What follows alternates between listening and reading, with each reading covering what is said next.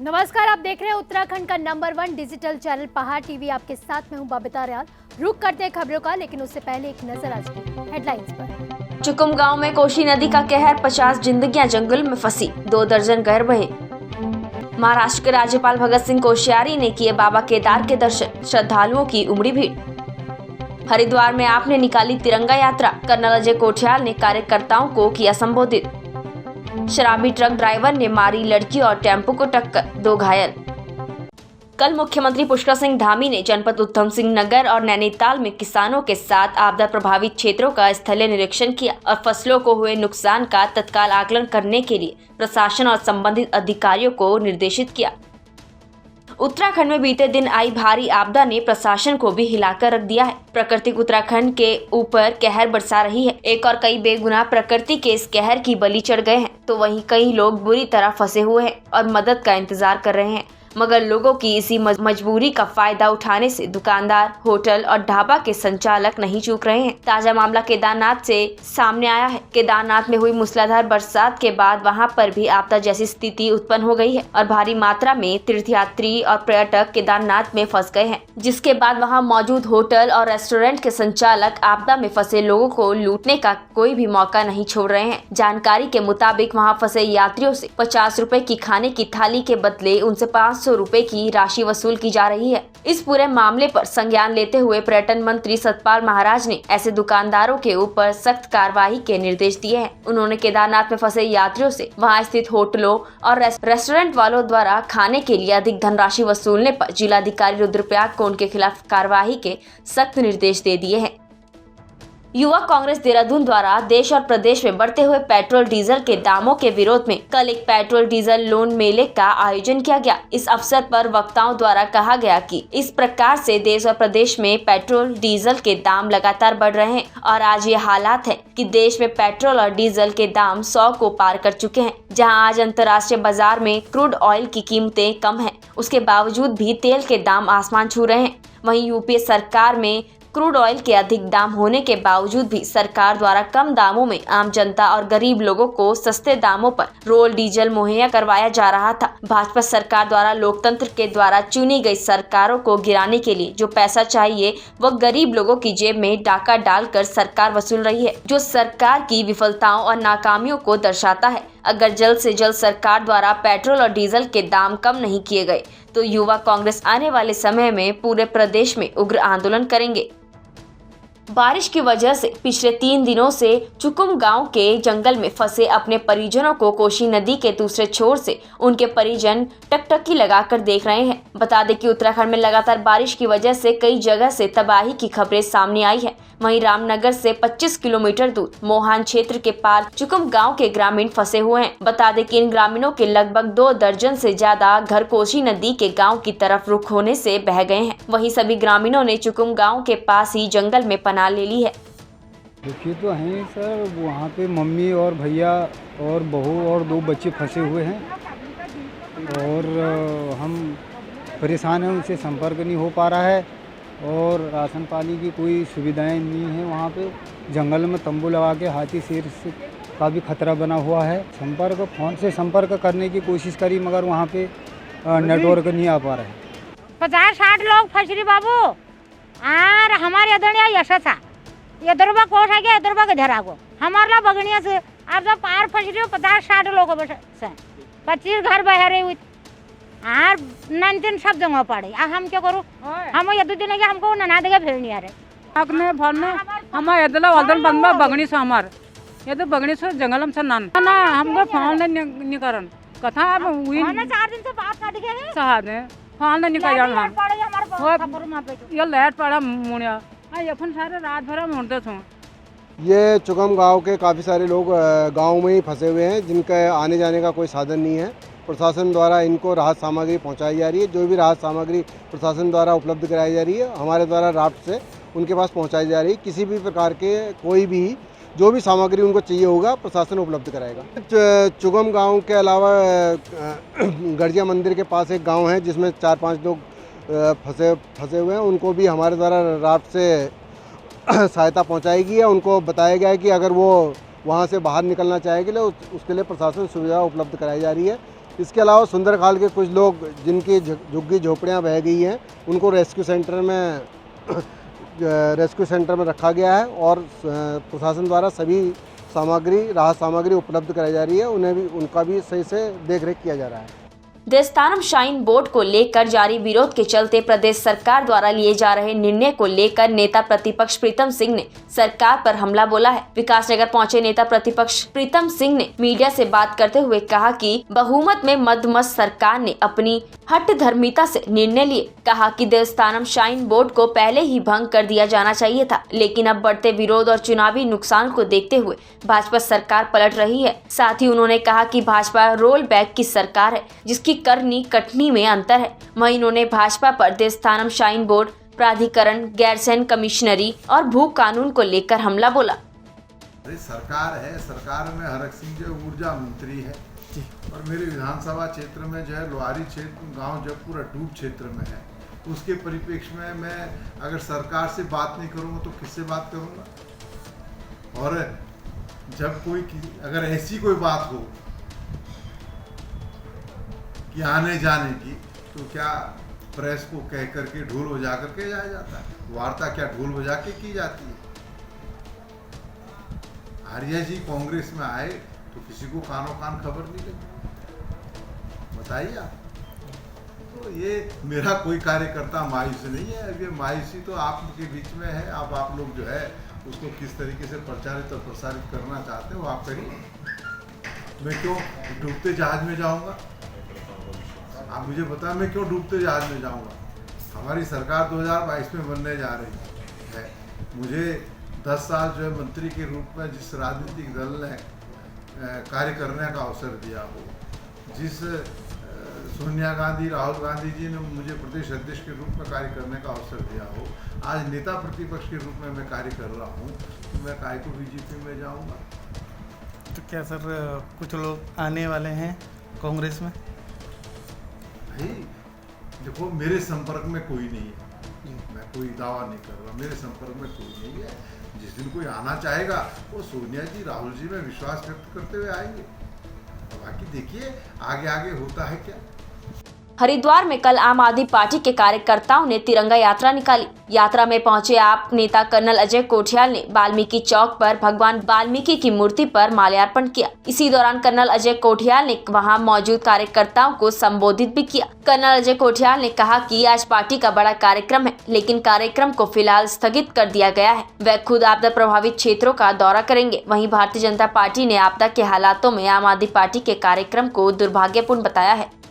देखो क्या है कि हम आज आशीर्वाद लेकर के, अभी इसके बाद क्या हो रहा है, कर्नल अजय कोठियाल यहाँ से खुद जा रहा है कुमाऊं में, और ग्राउंड पे जिस तरीके से उसने केदारनाथ में काम करा है उस कार्रवाई को करने के लिए, क्योंकि हमने यहाँ पे कार्यकर्ताओं को वो जज्बा भी बताना था कि हर जगह कहीं ना कहीं टूट फूट हो रखी है।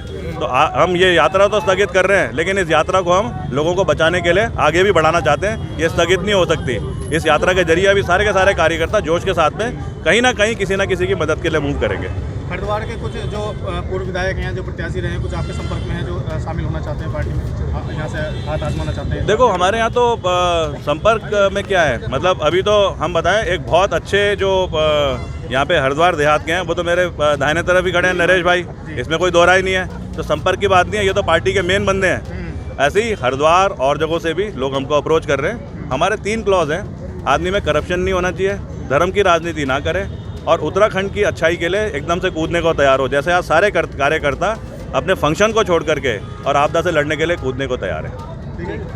बेहद शर्म की बात है कि ऐसे समय में जब प्रदेश में आपदा आई हुई हो, 20 लोगों की मृत्यु इस आपदा में हो गई हो। एक और जहां हमारे प्रदेश के संवेदनशील मुख्यमंत्री अपने सभी प्रकार के कार्यक्रमों को निरस्त करके सिर्फ और सिर्फ आपदा नियंत्रण के लिए अधिकारियों के साथ 24 घंटे सतत जागरूक होकर काम कर रहे हैं, दूसरी ओर आम आदमी पार्टी के नेता सड़कों पर जिंदाबाद के नारे लगा रहे हैं, सड़कों पर इस प्रकार से अपना प्रदर्शन कर रहे हैं। ये बहुत शर्मनाक बात है। रामनगर वन प्रभाग की कालाडूंगी रेंज में पड़ने वाला कॉर्बेट फॉल 15 अक्टूबर को पर्यटकों के लिए खोला गया था। वहीं 3 दिन कॉर्बेट फॉल पर्यटकों के लिए खोला गया था। वहीं 2 दिन की मूसलाधार बारिश के चलते कॉर्बेट फॉल जाने वाले मार्ग में भारी मात्रा में जगह जगह भूस्खलन होने से अग्रिम आदेशों तक कॉर्बेट फॉल को पूर्ण रूप से पर्यटकों के लिए बंद कर दिया गया है। ये कॉर्बेट फॉल जो है 15 अक्टूबर को वन विभाग के द्वारा ये ओपन किया गया। काफ़ी टाइम से बंद था, तो इससे अच्छा राजस्व भी मिल रहा था सरकार को, और अभी ये 2-3 दिन ही खुल पाया था। और अभी आप देख रहे हैं बहुत भारी बारिश हुई है, स्पेशली कुमाऊं रीजन में, तो इससे जो है इसको काफ़ी नुकसान भी हुआ है और कहीं ना कहीं राजस्व की हानि भी हुई है। और अगर हम अब इससे हमको ये सीखने को मिलता है, पर्यावरण की दृष्टि से हमें जो है विकास करना चाहिए, क्योंकि वन विभाग की जिम्मेदारी नहीं है कि ये जंगल को बचाना और नदी नालियों को बचाना। इसके लिए हमें स्थानीय लोगों को इसके लिए सोचना पड़ेगा और पर्यावरण के अनुकूल ही हमें कार्य करना चाहिए। इससे अगर हम पर्यावरण के अनुकूल अगर हम कार्य करेंगे तो कहीं ना कहीं हमारी जो यहाँ पे विकास हो रहा है उस हिसाब से होगा। अभी हम देख रहे हैं कि सरकार और हमारे जो स्थानीय जनप्रतिनिधि हैं या जितने भी यहाँ स्थानीय लोग हैं उनका इस ओर ध्यान अब कम हो गया, तो हमें इस ओर ध्यान देना पड़ेगा। सभी लोगों की जिम्मेदारी है, क्योंकि जब पर्यावरण ठीक रहेगा, हमारे जंगल ठीक रहेंगे, तभी हम लोग सुरक्षित रह पाएंगे। ये बरसात में 30 जून को बंद हो जाता है, उसके बाद 3 महीने बाद 15 अक्टूबर को खुलता है। इस बीच हमने इसको 15, 16, 17 3 दिन खोला। चौथे दिन बारिश होने के कारण इसमें आपदा से काफ़ी भूस्खलन हो गया। अंदर पेड़ गिर गए हैं, तमाम पुल के नीचे पेड़ टूट के फंस गए हैं, तो अग्रिम आदेशों तक कहा नहीं जा सकता कि कब खुलेगा। उत्तराखंड में पहाड़ों पर पिछले 3 दिनों से हो रही बारिश के चलते श्रीनगर डैम से पानी छोड़े जाने पर अचानक लक्सर से गुजर कर बह रही नीलधारा और बाण गंगा का जलस्तर बढ़ गया है, जिससे खानपुर विधानसभा के डल्लावाला गांव के पास बाण गंगा का तटबंध टूट गया है। टूटे तटबंध की सूचना पर जिलाधिकारी हरिद्वार विनय शंकर पांडे और लक्सर एसडीएम सिंचाई विभाग और लोक निर्माण विभाग के आला अधिकारियों ने मौके पर पहुंचकर निरीक्षण किया। कई घंटों की कड़ी मशक्कत के बाद तटबंध को जेसीबी की मदद से मिट्टी डालकर इस टूटे तटबंध की टेम्परेरी रूप से मरम्मत की गई। गंगा के बढ़े हुए जलस्तर से खानपुर विधानसभा के कई गाँव की खेती की भूमि जलमग्न हो गई है। बंद टूटा नहीं था, उसमें थोड़ी हल्की दरारें आई थी और इसकी सूचना अर्ली मॉर्निंग हम लोगों को मिली थी। इसके बाद तत्काल पूरी टीम को मोबिलाइज़ किया गया था और जो हमारे इरिगेशन डिपार्टमेंट के एक्सीएन है मंजू, उनकी नेतृत्व में और देख रेख में उसकी रिपेयरिंग का काम पूरा कर दिया गया है। जो मुख्य दिक्कत यहाँ पर लोगों ने बताई, जो हमने ऑब्जर्व किया कि उत्तराखंड स्टेट का जो बॉर्डर है वहाँ तक तो हमारा तटबंध बना हुआ है, लेकिन उसके आगे जब यूपी बॉर्डर आता है तो वहाँ पर बंधे हैं नहीं। उसकी वजह से जलस्तर बढ़ने के कारण पानी रिवर्स होकर यहाँ पर कुछ खेतों में, कुछ आपने रास्ते में देखा होगा सड़कों पर आ गया है। इस संबंध में अभी मेरी जिलाधिकारी बिजनौर से वार्ता हो गई है और मैंने उनसे रिक्वेस्ट की है कि आगे जो मध्य गंगा का बैराज है उसके गेट को खुलवा दिया जाए ताकि पानी जल्दी रिसीड कर जाए। ये सौभाग्य का विषय है कि किसी भी प्रकार की जनहानि या पशुहानि नहीं हुई है और किसी भी तरह का कोई बिल्डिंग कोलैप्स या हमारे इलेक्ट्रिसिटी की लाइनों का या पेयजल की किसी योजना, किसी का कुछ डैमेज नहीं हुआ है और स्थिति पूरी तरह से नियंत्रण। लखीमपुर खीरी कांड में शहीद हुए किसानों की अस्थि कलश कल नारसन बॉर्डर पहुंची, जिन्हें संयुक्त किसान मोर्चा के द्वारा अस्थि कलश यात्रा नारसन से झबरेड़ा, झबरेड़ा से इकबालपुर और इकबालपुर से भगवानपुर होते हुए खानपुर मंगलौर पहुंचेगी। जगह जगह किसानों के द्वारा अस्थि कलश यात्रा श्रद्धांजलि दी जाएगी, जिसमें भारी संख्या में किसान जगह जगह मौजूद रहेंगे। बताया जा रहा है कि 23 अक्टूबर को हरिद्वार में शहीद किसानों की अस्थि विसर्जन करने का कार्यक्रम है, जहां काफी किसान मौजूद रहेंगे। कर्णप्रयाग विकासखंड के गलनाऊ, सिरण एंड मोटर मार्ग में लगातार हो रही बारिश के कारण मार्ग जगह जगह बंद पड़े हुए हैं। ऐसे में ग्रामीणों को कई किलोमीटर पैदल चलने के लिए मजबूर होना पड़ रहा है। सड़क बंद होने से लगभग 2 गांवों के 500 से अधिक लोगों का तहसील मुख्यालय से संपर्क कट गया है। ग्रामीणों का कहना है कि सड़क बंद होने से गाँव में बीमार बुजुर्गों आदि को अस्पताल ले जाने में खासी परेशानी झेलनी पड़ रही है। जोशीमठ में सेना की गढ़वाल स्काउट की टीम ने रास्ते में फंसे हुए 265 यात्रियों के लिए खाने के पैकेट बांटे। बद्रीनाथ राष्ट्रीय राजमार्ग पर जोशीमठ से आगे तक रास्ते में फंसे हुए तीर्थ यात्रियों के लिए खाने की व्यवस्था लेकर निकली गढ़वाल स्काउट के जवानों ने रास्ते में फंसे हुए लोगों को निकालने का प्रयास भी किया, तो साथ ही उनको खाने की व्यवस्था की। इस दौरान लगभग 265 से अधिक लोगों को खाने के पैकेट बांटे गए। टीम में गढ़वाल स्काउट के एक ऑफिसर, एक सूबेदार और 10 जवान शामिल थे। कोटद्वार में सड़क हादसे रुकने का नाम नहीं ले रहे हैं। ऐसा ही एक मामला कल कोटद्वार के BL सड़क पर देखने में आया है, जहां शराब पीकर तेज गति से ट्रक चलाते ड्राइवर ने कॉलेज से घर पैदल जाती लड़की और एक टेम्पो पर जबरदस्त टक्कर मार दी। इस हादसे में 2 लोग गंभीर रूप से घायल हो गए। मौके पर ड्राइवर की जनता ने धुनाई भी कर दी। वहीं घायलों को इलाज के लिए 108 की मदद से अस्पताल पहुँचाया गया। वहां मौजूद प्रत्यक्षदर्शी का कहना है कि ड्राइवर के शराब के नशे में होने के कारण यह हादसा हुआ है। वहीं मौके पर पहुंची पुलिस ने कानूनी कार्रवाई करने के लिए ट्रक और ड्राइवर को थाने ले गई थी। अब वो पीछे से दारू पी रखी थी, उन्होंने ऑटो में आके वो मार दी अपनी गाड़ी और उनको चोट लग गई। इतने हादसे होते रहते हैं इस रोड पे, दारू पी के चला रहे हैं गाड़ी। जी है एक कॉलेज की HMS कॉलेज की खुशी पटवाल, तो अभी इनकी छुट्टी भी थी तो पैदल आ रही थी अपने घर पे यहीं पे। तो ये ट्रक ने अभी इस ड्राइवर ने पी रखी है और इन्होंने यहाँ पे बच्ची को तो टक्कर मारी, उसको अभी हॉस्पिटल ले गए अंदर BL में। और साथ में उन्होंने यहाँ पे ऑटो को भी ठोकर मारी है, जिससे कि उनके भी ड्राइवर को लगी। और इस टाइप के हादसे आज ये यहीं पे एक और हादसा और का आगे पे, जो कि मतलब यहाँ पे इस टाइप के हादसे अक्सर होने पे लगे हुए हैं। एक तो यहाँ पे ट्रक डंपर काफ़ी चलते रहते हैं और दूसरा फिर ये जो इस टाइप के ड्राइवर हैं जिन्होंने कि इस टाइप से ये शराब पी के ये जो गाड़ियाँ चला रहे हैं, तो ये भी बहुत नुकसान पहुँचा रहे हैं। स्पेशली जो यहाँ पे चलने के लिए इतनी जगह नहीं बच रही है, आम लोगों के लिए चलने के लिए कोई इतना जगह नहीं है और इस तरीके से ये किसी का भी जान माल का नुकसान कर रहे हैं। क्या नाम? सुरेंद्र है, मैं HMS कॉलेज में इनका HOD हूँ और ये हमारी BBA की छात्रा है। तो जैसी हमको जानकारी मिली है तो हम यहाँ पे पहुँच गए हैं हालचाल पता करने के लिए कि कुछ ज़्यादा चोट तो नहीं लगी।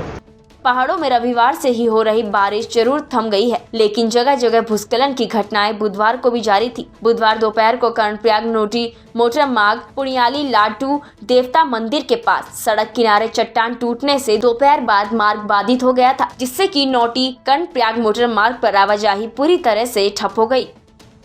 कोतवाली रुद्रपुर क्षेत्र में एक महिला ने पहले पति की हत्या कर दी, उसके बाद फंदा लगाकर खुदकुशी कर ली। घटना की सूचना पर पहुंची पुलिस ने दोनों शवों को कब्जे में लेते हुए जांच शुरू कर दी है। आपको बता दें कि कोतवाली क्षेत्र रामपुरा वार्ड नंबर 22 में एक महिला ने सोते हुए पति की हत्या कर खुद की जीवन लीला भी समाप्त कर ली। कल सुबह परिजन जब जगे तो बेटे का शव कमरे में पड़ा था, जबकि बहू का शव दूसरे कमरे में लटकता हुआ मिला, जिसके बाद इलाके में सनसनी फैल गई। सूचना पाकर मौके पर पहुंची पुलिस दोनों शवों को कब्जे में लेते हुए जांच में जुट गई है।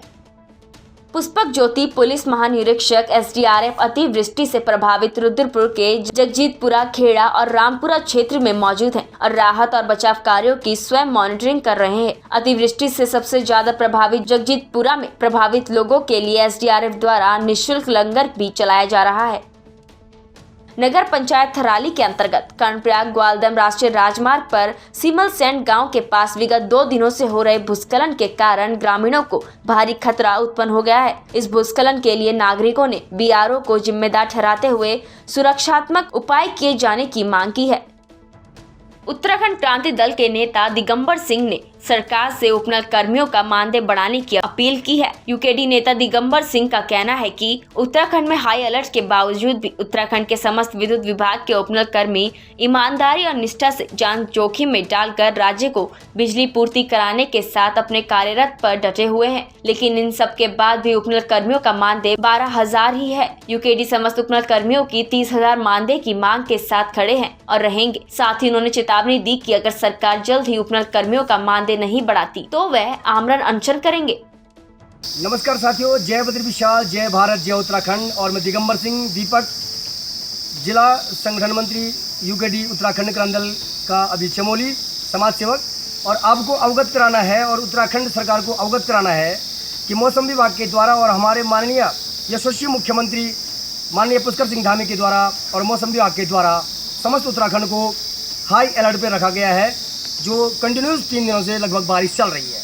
और इसी बारिश के मद्देनज़र जहां हमारे समस्त उत्तराखंड वासी अपने निवासी स्थानों पर सुरक्षित हैं और सही हैं, और इसके मद्देनज़र जो ये बारिश इस समय तमाम ब्लॉकों में चल रही है, तमाम जिला चमोली में चल रही है, और इसको दरकिनार करते हुए हमारे विद्युत विभाग के जो युवा साथी हैं, जो उपनल कर्मी हैं, जो उपनल कर्मचारी हैं, वे तमाम ब्लॉकों में तमाम निस्वार्थ भाव से बारिश को मद्देनज़र रखते हुए बारिश को दरकिनार करते हुए ईमानदारी के साथ, मेहनत के साथ, निस्वार्थ भावना से अपने अपने डेंजर स्पॉटों पर लाइट पर निरंतर कार्यरत हैं। आपको यह अवगत कराना है कि इनका जो मानदेय है, जो 10-12 हज़ार रुपये चल रहा है, इसे कम से कम 25 से 30 हज़ार किया जाना चाहिए। और हम सदैव अपने उत्तराखंड के अपने विद्युत विभाग के उपनल कर्मियों के साथ हैं और माननीय मुख्यमंत्री धामी जी तक ये मैसेज देना चाहते हैं कि जो ये दिन रात मेहनत कर रहे हैं निस्वार्थ भाव से, इस बरसात में भी जहां आपने हाई अलर्ट की घोषणा की है आपके द्वारा और मौसम विभाग के द्वारा, इसमें भी ये जानमाल को न देखते हुए अपने बिजली विभाग को तत्पर, अपने लोगों के लिए, अपने उत्तराखंड के लिए, लाइट के लिए तत्पर प्रयासरत हैं। और हमारा यही मांग है आपसे कि आप इनका जो मेहनत है, इनकी जो मानदेय मांग है, इस पर आप अतिशीघ्र कार्रवाई करें और इनका जो मानदेय 25-30 हज़ार है, इस पर आप गंभीरता से संज्ञान लें। जय बद्री विशाल, जय उत्तराखंड, नमस्कार, जय भारत। पहाड़ टीवी में फिलहाल के लिए बस इतना ही। उत्तराखंड की बड़ी और तमाम खबरों के लिए आप देखते रहिए पहाड़ टीवी। नमस्कार। है बेखौफ उम्मीद का रंग।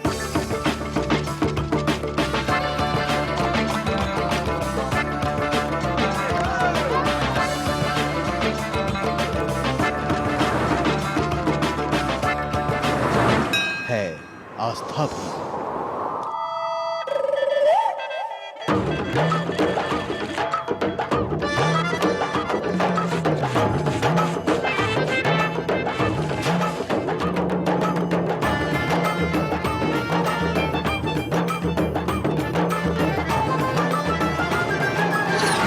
ये है मेरा उत्तराखंड।